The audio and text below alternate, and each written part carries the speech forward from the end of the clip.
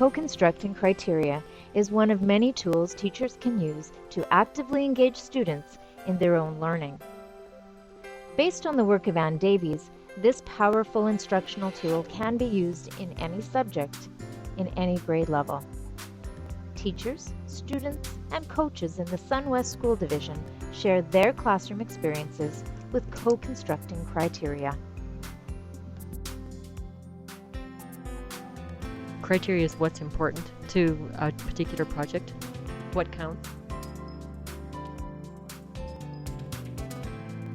They have to understand what it is they need to do.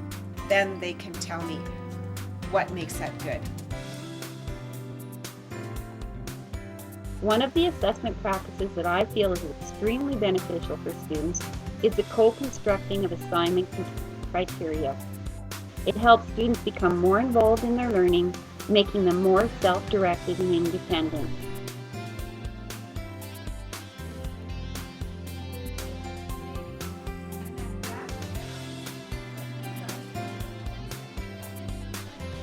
What you would do is just ask your students questions such as, what counts in a lab report? What makes a good paragraph? Perhaps what makes a good friend? What counts when I do a social studies map? What are the things to remember when problem solving? It can be used in any subject area at all.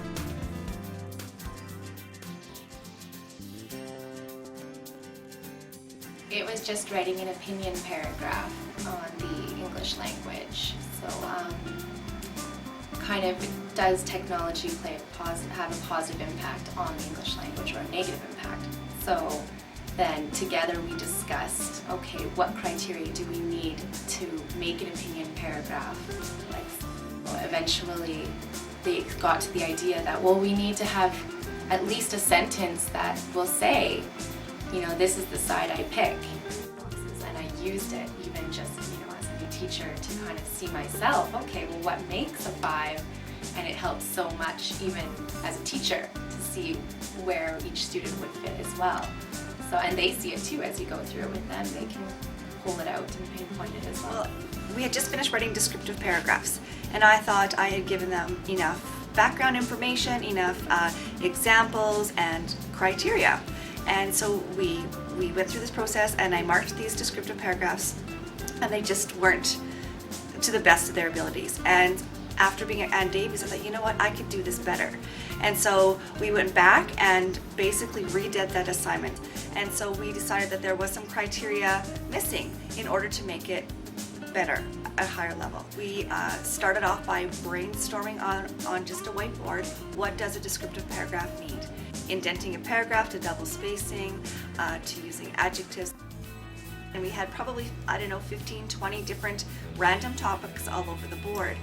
And so then I said to them, okay, so somewhere we need to organize these into different categories. So we gave little squirrelies to content, we gave triangles to style, and so on.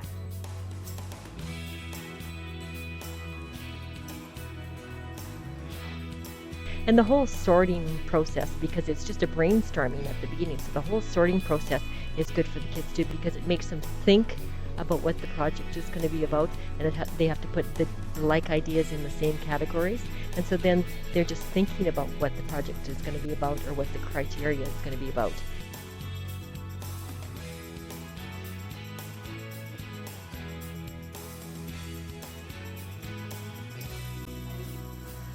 Like all the kids were given the same 5 exemplars. From there, then we had a discussion.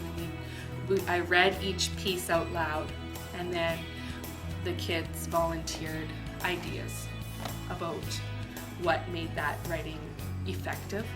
And just in their desk groupings, they took a look at what they thought was good about the writing, what they liked, you know, highlights of the writing. So the first thing, we looked at those 5 exemplars to get an idea of what quality looked like, and then we constructed our criteria as a whole class. So grade 3s, yesterday we took a look at sample writings of other students that I've collected over the years. So they just made a list of the things that exemplars showed that they thought was good. Capitals in the right spot. Use one of the 6 great ways to start a piece of writing. I brought out 4 more exemplars and I paired them and then they became experts on just one piece of that writing. Well, after we wrote on the thing, we would write on all the stuff that's good and not good, and talk about what should they improve and what they shouldn't, what's already good. And then what we did was we made the writing continuum together. So they kind of got a say in what piece went where, with a little bit of help. Well, this is our criteria we have at our desks, so we use this. So title, I check over here. If it has a good title and doesn't give it away, then that's good. But if it doesn't have a good title, like one of those ones, you would want them to work on the title. And juicy words, if they have 5 or more, you have to list the juicy words and how many juicy words they have, if they've got it good. Sometimes it's okay if you don't get them all, but it's best if you do. Like this one over here, there's like nothing really good that much, but then you go farther over here and there's more stuff that they have. After we constructed the criteria and we made our writing continuum and they did the index cards, everybody had a copy of our criteria. And then we worked through the writing process. So first, I started my pre-writing by looking off of this and finding out what I had to use.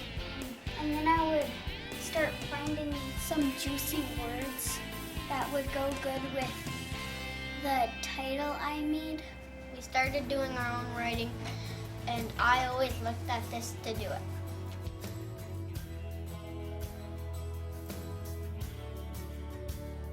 After I was done my writing, I would work on a self-assessment, and I would find out what I did good and what I thought I needed to work on. For that, we would do a self-assessment, which would mean like tell what we've done and what we can work on, and think of what level we might be on. We have this thing, right?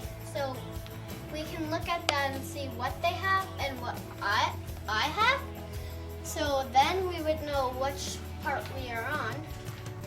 Like learn that I didn't have everything good, because if you look at this, they have a bunch of stuff that's really good, but over here they don't have all of it. So I keep looking at this and add the stuff that I don't have.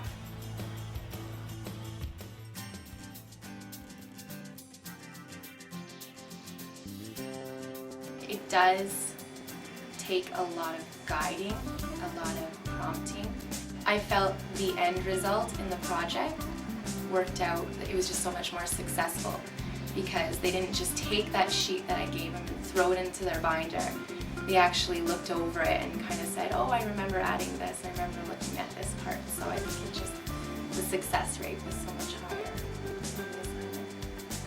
How long did it take? Probably 5 or 6 classes. But I know now it would probably take 2 or 3 classes because you could do the criteria in probably half an hour, and even the rubric process possibly as well. The writing takes time for grade 7 and 8. They are always going back to that list that you've made together. So there's accountability there. They're part of that process.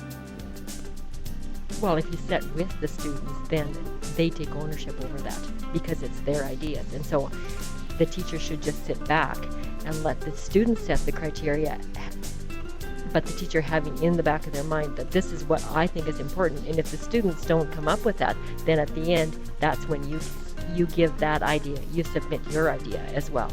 It helps me improve how I can write and how I can make it sound better, urge the people to read on, and make it more surprising. It helped me with my background knowledge of writing the stuff that I feel most comfortable with.